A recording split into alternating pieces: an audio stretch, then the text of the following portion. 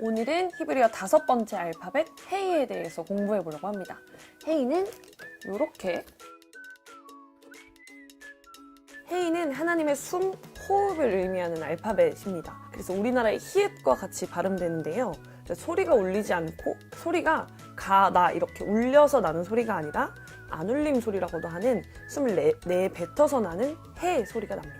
이는 하나님의 입으로 숨을 불어넣는 것을 의미하기 위함입니다. 여호와 하나님이 땅의 흙으로 사람을 지으시고 생기를 그 코에 불어넣으시니 사람이 생명이 되니라. 그때 이 하나님이 불어넣으신 생기는 히브리어로 니시마트 하임입니다. 하나님의 이 생기를 받자 사람이 생명이 되었다고 했는데 이때 이 생명이 히브리어로 네페시 하야입니다. 이 두 단어는 모두 살아있다는 뜻의 하야라는 단어가 포함된 단어입니다. 생기, 니시마트 하임에 쓰인 이 니시마트는 복수형 단어인데요. 이 니시마트의 원형은 숨, 호흡, 바람이라는 뜻의 단어 네사마입니다. 호흡이라는 뜻이 이미 있음에도 하나님의 생기로 쓰이기 위해서는 살아있다라는 뜻의 하야가 붙어야 하는 것입니다. 하나님의 숨, 호흡, 그러니까 생기가 들어가야만 진정으로 산 것이 됩니다. 여호와의 말씀으로 하늘이 지음이 되었으며 그 만상을 그의 입 기운으로 이루었도다. 이때 그 입 기운을 영어 성경으로 보면 The breath of his mouth라고 표현이 되어 있는데요.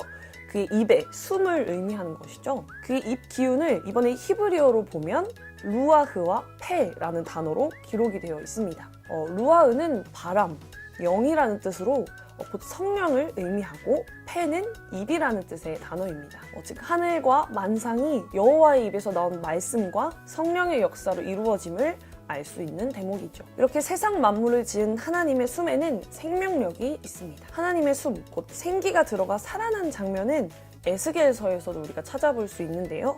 바로 하나님이 숨을 불어넣자 마른 뼈가 살아나 이스라엘 군대가 살아나는 그 장면입니다.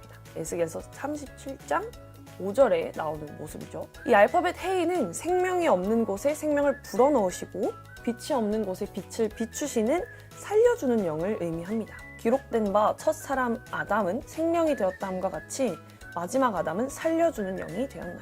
요한은 이러한 하나님의 숨을 성령이라고 기록했습니다. 이 말씀을 하시고 그들을 향하사 숨을 내쉬며 이르시되 성령을 받으라. 예수님은 숨으로 성령을 보내셨습니다. 이 성령은 진리의 영이고 살려주는 영, 그리고 부활하신 예수님의 영입니다.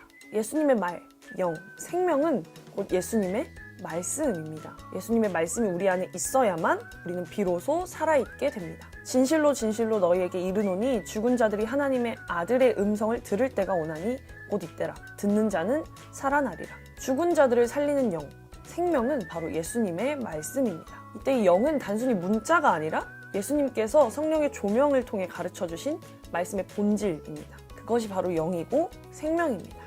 여호와를 히브리어로 유드헤이, 바브헤이라고 쓰는데요. 유대인들은 하나님의 이름이 너무 거룩해서 함부로 읽고 쓰지 못했습니다. 그래서 대신 주라는 뜻의 아도나이, 그리고 그 이름이라는 뜻의 하셴으로 하나님을 불렀습니다. 이 하셴, 그러니까 그 이름은 신약 성경에서 예수 그리스도를 의미합니다. 영접하는 자, 곧 그 이름을 믿는 자들에게는 하나님의 자녀가 되는 권세를 주셨습니다. 그리고 이 하셴을 줄여서 오늘 공부하고 있는 헤이로 표기하기도 했습니다.